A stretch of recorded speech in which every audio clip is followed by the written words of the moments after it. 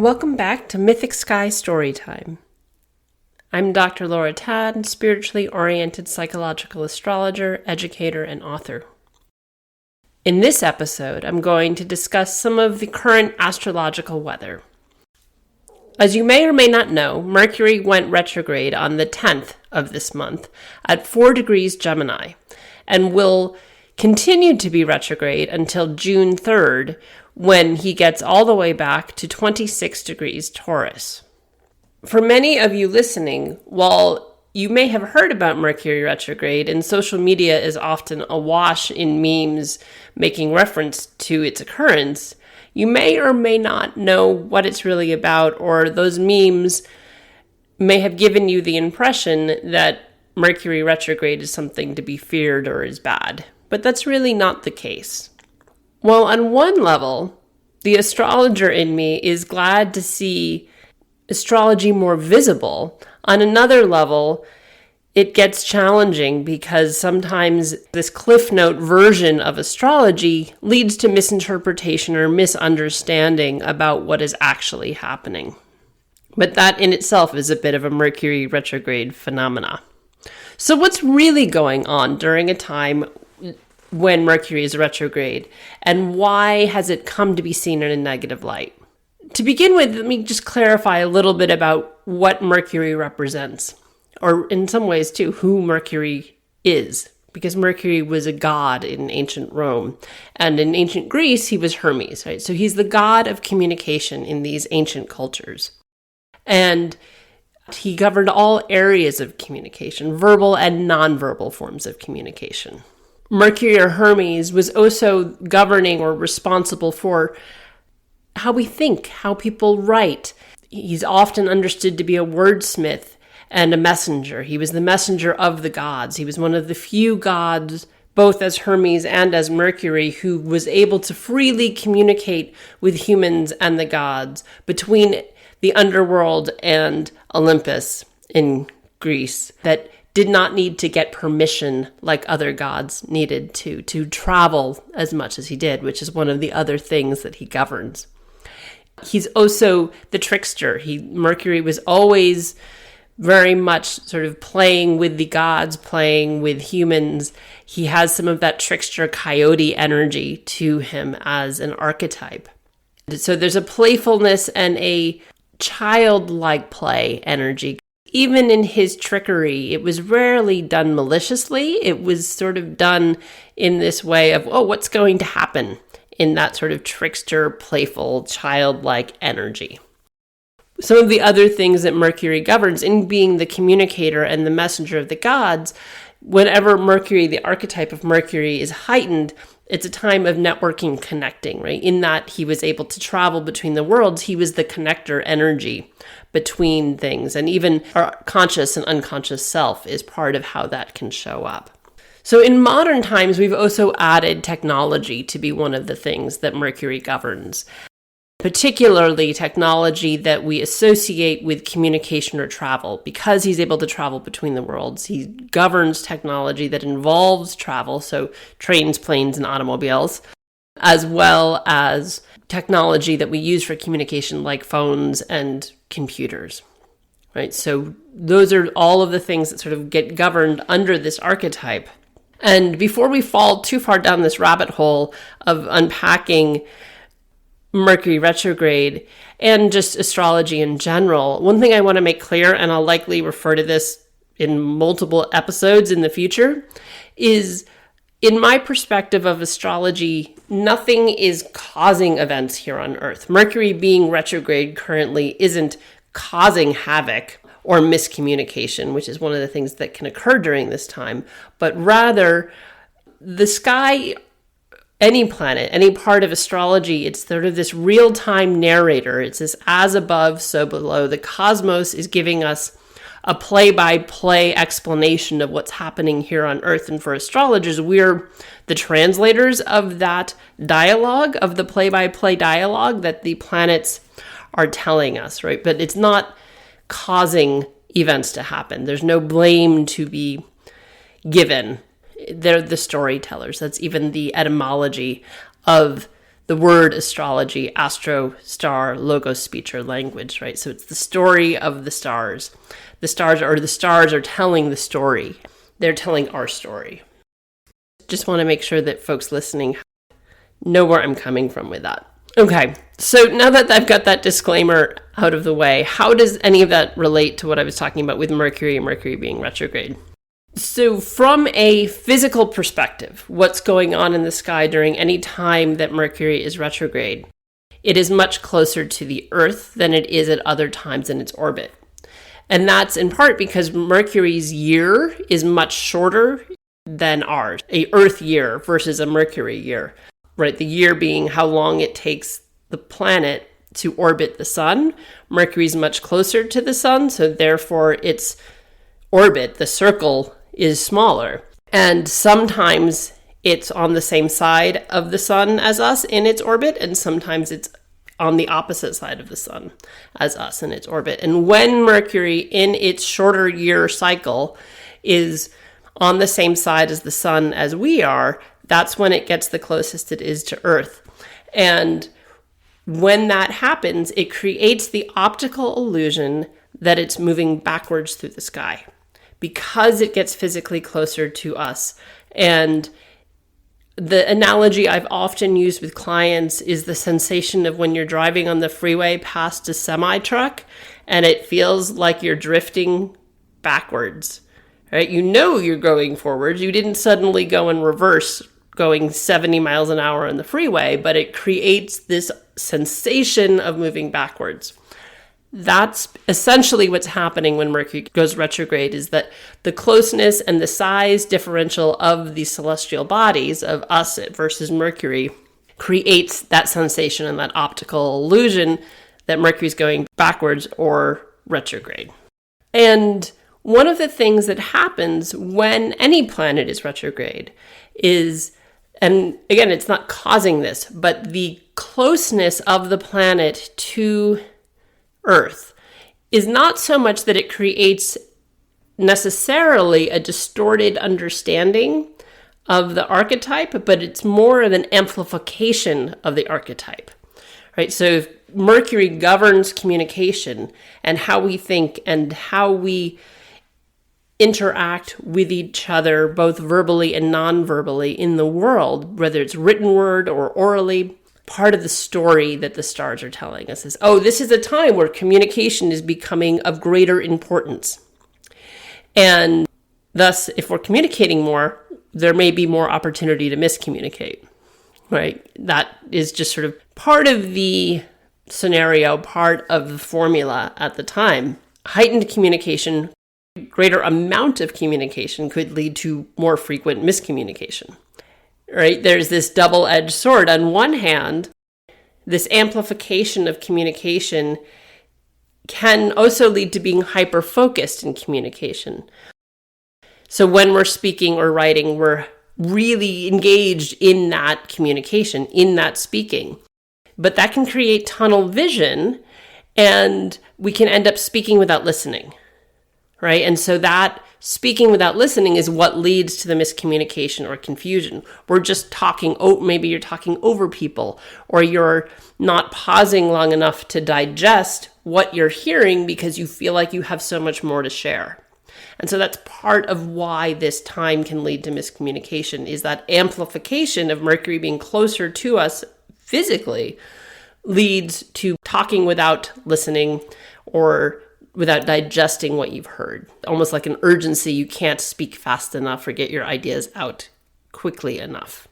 For me, this manifested really directly just a few days ago. Earlier this week, I recorded a Mythic Sky Storytime episode about the upcoming lunar eclipse, the day Mercury went retrograde. I'm an astrologer. I should have known better. However, it was in my schedule to do it that day, and so I did it without looking at the chart. And a few of you may have caught it because I even uploaded it before I caught my blunder. So I apologize if you listened to the episode on the eclipse that I posted earlier this week, because it was misinformation. The problem with the episode was that I was working off of notes where I had written down the wrong degree I had written down the wrong degree of the eclipse. So as a result, the whole episode that I spent unpacking the meaning of this degree was not, in fact, the degree that the eclipse is going to be taking place on Sunday. And as a result, while the explanation of the degree was correct, it doesn't have anything to do with the eclipse that's taking place on the 15th and 16th of this month. So I had to delete the whole thing. I'd simply written the degree down wrong in my notes, so everything that came after that was unusable. And I didn't, in my further preparation, or even while I was recording, have in front of me the chart I was talking about where I would have caught my mistake. So had I not gotten tunnel vision of only looking at my notes or double checked by looking at the chart, I would have caught my mistake before I spent time recording and editing an episode. And those of you who listened to it wouldn't have been misinformed. So in general, during a Mercury retrograde, what we are being asked to do, sort of the way of working with it rather than falling victim to the fact that we might be prone to not double check things, is fighting fire with fire, right? We're being called to review. That's the way to work with any Mercury retrograde, is to go over things, because quite literally, from our perspective on Earth, it appears that Mercury is going backwards through the zodiac. It's revisiting parts of the zodiac it was just in a few days or weeks before. So that's what we're being called to do during time. That's how to work with the energy that is being presented to us. And so that can manifest in finding yourselves having to have a conversation that you had 2 weeks ago with a colleague, or having to resend an email. Somebody didn't get it and you have to do it again. Alternatively, one of the gifts of this time is that when there's been earlier misunderstanding, you get the opportunity to clear things up so that you don't get too far down the road doing it incorrectly, because the mistake is caught early enough that you're able to course correct. So even in the example I gave about my podcast, I caught the mistake a few hours after I had uploaded it. So hopefully not too many people were misinformed, right? I was able to pull it down. It wasn't up past the eclipse. And then I realized my mistake and I had it up and misinformed lots of people. I misinformed hopefully only a few.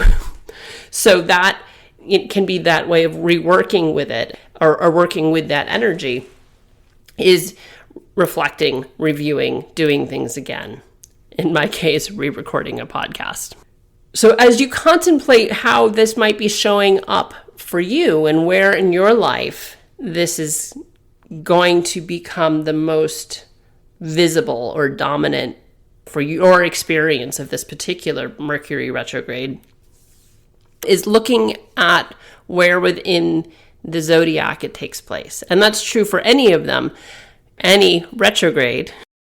Understanding where it's taking place gives you greater clarity about what that particular retrograde is going to be amplifying, right? So if it amplifies communication, what type of communication is it amplifying? Where is that amplification taking place?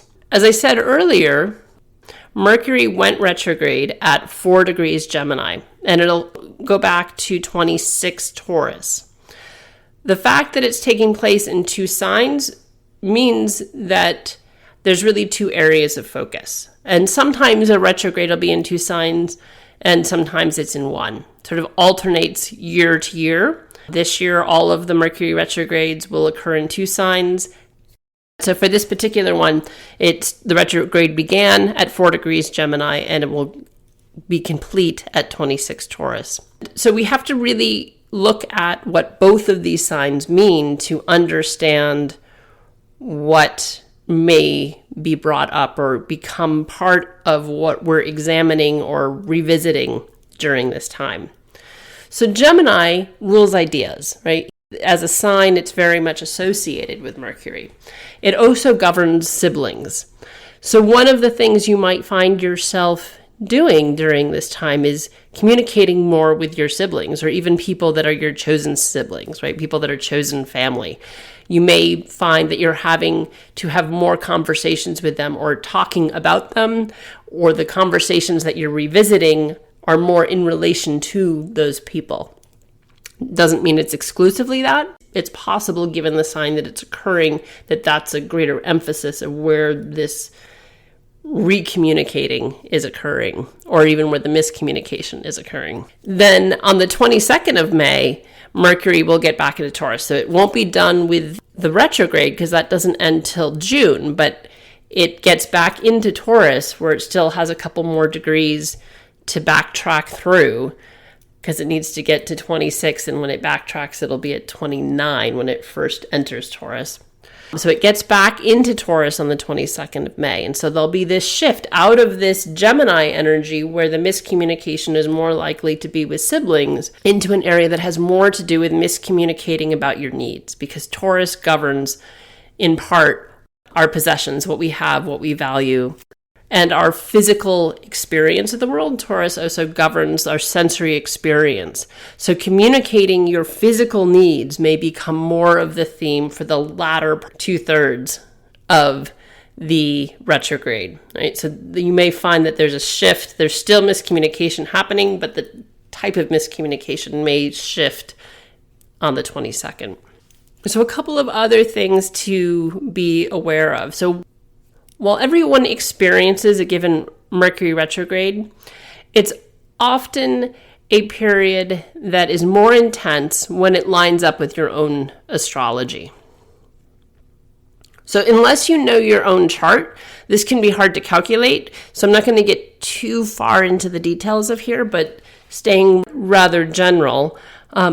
For those of you who were born in the first few days of Gemini, the first few days of Virgo, the first few days of Sagittarius, or the first few days of Pisces, this will likely be a more intense Mercury retrograde, particularly for the first few days of it while it's still in Gemini.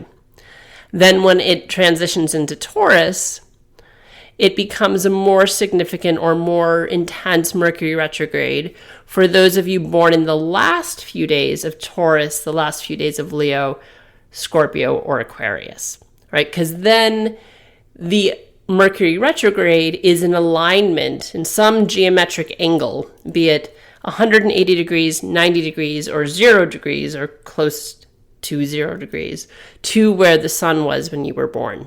And so it makes it a much more personal Mercury retrograde, particularly if you were born in early Gemini or late Taurus. It's sort of your own private Mercury retrograde. But the other sign that I mentioned of Virgo, Sag, and Pisces for the first couple days, and the last few days for Leo, Scorpio, and Aquarius, a more intense Mercury retrograde for you. That doesn't mean that the rest of us don't have to navigate Mercury retrograde. I don't fall into either of those categories. Still experienced problems with the recording of the earlier podcast. So you will still experience things, but it may not be as personal, or maybe I wouldn't have caught it as soon if I was a Gemini instead of a Cancer. And for all of us, as I sort of mentioned towards the beginning, one thing that's important to keep in mind is that Mercury retrograde is not a time to be feared. Right? It doesn't mean that your whole life is going to go sideways. It doesn't mean that your computer is for sure going to die. It does tend to happen under Mercury retrograde, so it's good to back up your computer beforehand, or at least now, before we get any deeper into the retrograde. Just in the event that something does happen, you can buffer yourself, right? So being aware of when these things happen can help you be prepared if something does go sideways, that you have been preemptive as much as you could be. But again, it's not something to be feared, just sort of something to be aware of, and then leaning into what it offers us, right? So it can be a time of miscommunication, but as I was saying, it's a great time to revisit things, to review things. It's a great time to edit. And so using that energy in the way that you're being called to use it also tends to result in the less desirable ways it can manifest happening to a smaller degree, right? It balances the scales a bit. If you're really consciously leaning towards review and re-examination and recommunication and editing, then you are less prone to not listen when people are speaking because you're balancing out the energy. So just something to keep in mind as these next few weeks progress and we are in this time of contemplation and review and seeing it as a gift, as an opportunity. So if you're called to review something, go with it. The gods have a way of getting louder when we don't listen to them. So try to listen to that call and review when necessary. See it as a gift, as an opportunity to course correct before you get too far afield. Right? Just leaning into it or reframing how you understand this retrograde period. I know that's a lot to take in and try and make sense of, but I would be remiss if I didn't talk for a few minutes about the upcoming lunar eclipse, and I'm not going to go as deeply as I did before, but just to give you some understanding of it and how you can work with it, given that it's this weekend. So about 2 weeks ago, we had a new moon and solar eclipse. So solar eclipses can only be new moons, and lunar eclipses are full moons.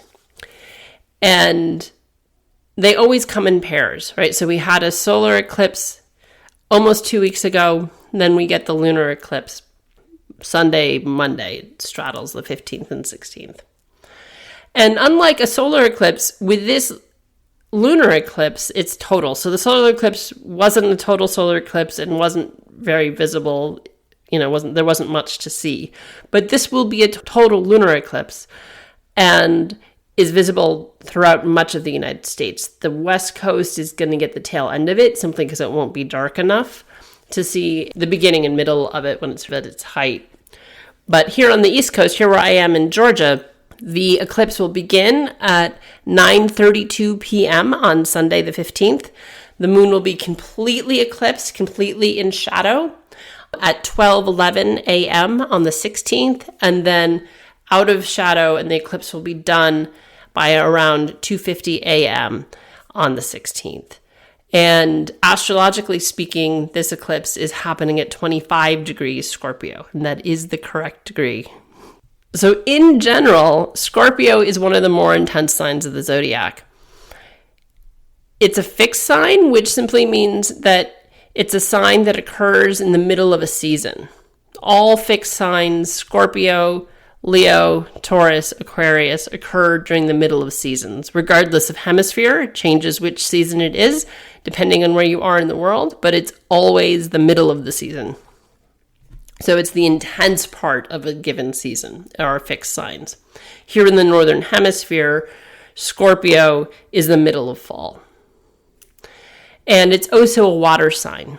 So all water signs govern emotion and our emotional experience in the world. And this gets sort of doubled or amplified because the moon itself is associated with emotions. And so with the moon in Scorpio, we have really intense, very deep, very powerful emotions. That's true if you're born with that, and it's true while the moon is in Scorpio every month for 2.5 days, we may be more emotional. Now, this is, again, more and more and more amplification of this energy because of it being an eclipse. So the moon is emotional, Scorpio is emotional. You put them together, you have really powerful, intense emotions, and then we get an eclipse. So what does that mean, right? Other than it's sort of a cool thing to watch the moon get red as it gets eclipsed. So one of the things that happens during a lunar eclipse is energetically, we're in a time of both a new and full moon simultaneously. And new moons are always times of a setting intention. They're the beginnings of things, the seeding of ideas or projects or emotions, experiences, where full moons are about things being at their zenith, their completion, their culmination. And during an eclipse, we are in both energies because it's a full moon that then largely disappears in being eclipsed and then is revealed again. And so there's a thinning of the veil that happens during this time of the conscious and unconscious, of the spiritual and the terrestrial, and a time of both completion and setting intention. And so that's part of what we'll be called to engage with over both this weekend and particularly, that's the intensity of Sunday and Monday morning. So another thing to take into consideration during this eclipse is that it's going to occur in alignment with what's called the south node of the moon.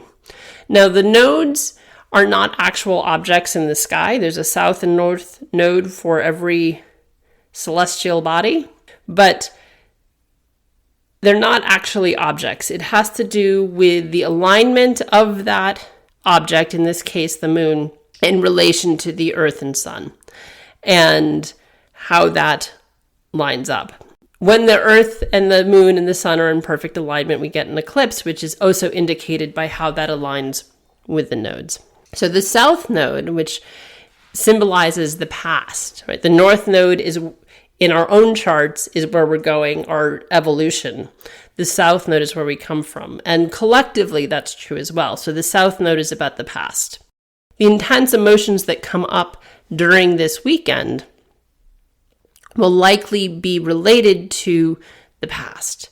And because it's a full moon and all full moons are times of letting go and releasing, the emotions that are going to come up for you are things to be released.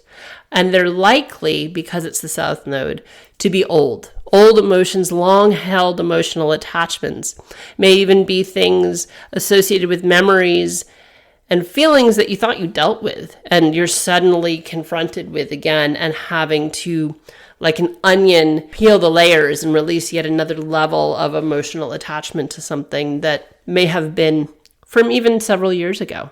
So that will be part of this weekend and the energy to work with for yourself of just letting go. And again, I don't want people to find fear in this. It can be intense, but there's nothing to be afraid of because you can work with the energy rather than sort of be worked by the energy, for lack of a better way of explaining it. One of the ways you can do that is making a list of the things you want to release, things you are no longer wanting to hold or carry the weight of.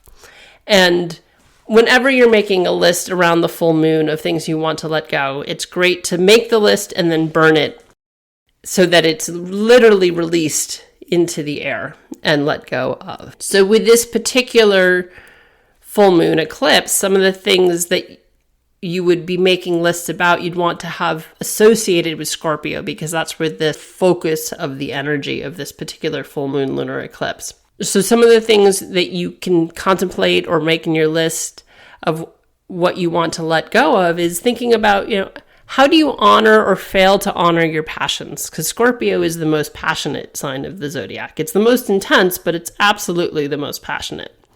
So where are you honoring or failing to honor your passions? Right? And so in releasing things, you may want to let go of even your attachments to where you failed to honor your passions, or letting go of the resistance you have to honoring them, right? That might be part of what you write down and what you release into the cosmos, into the air, into the ether. One of the other things that Scorpio has a lot to do with is trust and honesty and secrets, right? So what is your relationship with trust? How trustworthy are you? How trusting are you?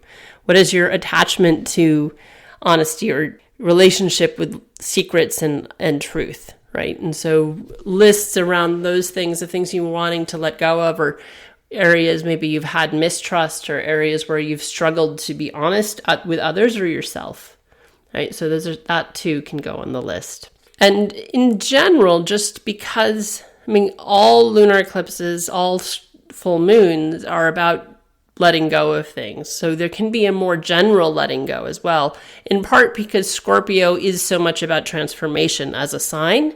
So what's no longer serving you? What are you holding on to that you know you've outgrown, but it's habitual, and so you keep doing it, even though intellectually you know it's not in your best interest. And Scorpio does have a lot to do with transformation, so that's where, particularly with this full moon, you sort of get a bit of a wider breadth of things you can let go of, because it is a sign that is about transformation in and of itself. So also things that, where are you holding yourself back? What do you keep backburnering? And letting go of the resistance that you have to going after what you really want. And some of the other things you can unpack or put in a list of things to let go of or release is, where are you prone to overreacting? All right. Whether that's with colleagues or with family or partners or your children, and letting go of that tendency, or at least to let go of any self-shame around being overly reactive, right? That is part of what is needed to shift that patterning. And conversely, are there areas where you should be more reactive and you stay quiet and meek and you don't stand in your power that is that powerful scorpionic energy of passion, right? So letting go of things that contribute to your overreaction and your underreaction. And just as I had talked about with the Mercury retrograde, and how if you were born in a certain time, early Gemini or late Taurus, it's likely to be a more impactful or more powerful Mercury retrograde. That's true with this eclipse as well in terms of sign. So because the lunar eclipse is taking place in Scorpio, those of you born in a fixed sign, or if you know your sun, moon, and rising, it's likely to be a more powerful eclipse, particularly if it's the last third of the sign, because the eclipse is happening at 25 degrees. So those last 10 days of a sign likely to be a more powerful eclipse. So again, the fixed signs are Taurus, Leo, Scorpio, and Aquarius. So those of you in Taurus, Leo, Scorpio, or Aquarius are getting a bit of a double dose of energy throughout May, because this Mercury retrograde is going to impact you as well as the eclipse. So it's likely to be an intense May. So be kind to yourself. There's a lot to unpack with eclipses and Mercury retrogrades. And eclipses can be really powerful times. So remember to up the self-care, be gentle to yourself. And if you're somewhere where the eclipse is visible, I recommend watching it. I know it's not going to be totally eclipsed till midnight here on the East Coast. And then it's, essentially early Monday morning. But if you can, it can be a powerful thing to witness, but you don't actually need to physically stand in the moonlight or lack of moonlight when the moon's eclipsed to experience what it can usher in. Right? You could be on the other side of the planet where it's not at all visible. You'll still be impacted by the eclipse of what it brings in. It can just be a powerful thing to witness it change. And even though it's taking place the exact days of the eclipse, as I was saying, we'll feel it pretty much the whole weekend. The exact days are the evening of the 15th into the morning of the 16th. You're likely already feeling that eclipse energy. It's Friday, so we're only 48 hours and change, 50 hours out from the eclipse right now. So we're already in that energy. You're likely already feeling some of that. And you will likely feel it through Monday, Tuesday, maybe even Wednesday. So yes, there's the exact moments that the moon is eclipsed, but like any transition that's deep, it tends to have an integration period, right? There's the change and then there's the integration. So you'll likely continue to feel some of this intensity and this call to let go throughout the weekend and into the first couple days of next week. So even with the list that you make about letting go, you don't need to do that at midnight.